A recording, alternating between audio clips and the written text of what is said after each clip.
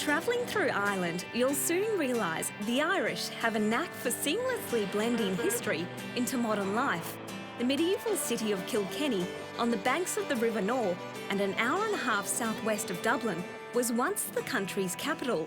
It's now a buzzing cultural mecca with a lively bar and food scene, while still celebrating its rich medieval heritage. You know, Kilkenny is so great because it's so compact, so it makes it perfect to explore by foot. But what I find when I'm travelling, it's always better to have some local knowledge to help you out. I've enlisted Pat Tynan from Kilkenny Walking Tours to show me around, and as a born and bred resident, he's well qualified for the job. Overlooking the river is Kilkenny Castle, looming large, so it makes sense it's our first stop. Welcome to Kilkenny Castle. This was the home to the great Butler family for 600 years. And the family lost the castle in 1929 after the Great Depression. They sold everything off here in 1935 and gave the castle back to the city, including the ground to 55 acres for £50. 50 quid? 50 quid, the bargain of a century.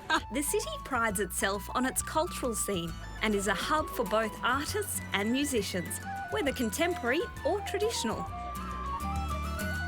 The city's rich medieval history is visible through its narrow streetscapes, alleys or slips, and its beautiful historical buildings.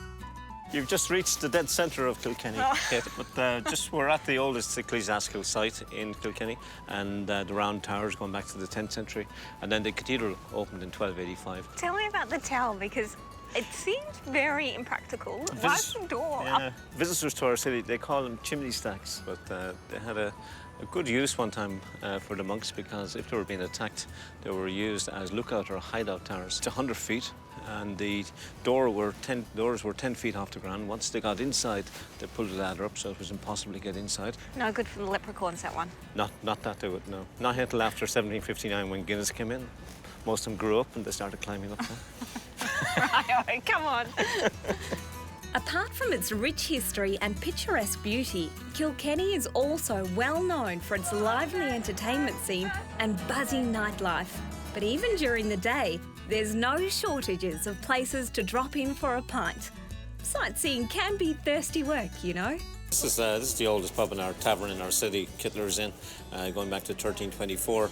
And the Lady Alice Kittler, who was found guilty here as with her maid and her son. She was married 4 different times, and her 4 husbands died mysteriously. She was also accused of heresy, witchcraft, and there was even a wild story about her flying around her broomstick. And the 3 of them were found guilty in a court, and they were kept in the dungeons of Kilkenny Castle, but the night before, the witch escaped. Now, her son, William Outlaw, was going to be hanged, but he begged for mercy and he escaped from the city.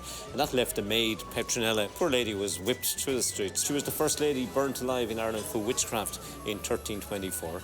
See, that's the thing about Ireland. You have a beer and you get a pretty good story as well, and that's the beauty of Kilkenny as well. Cheers, Pat. It's not gin.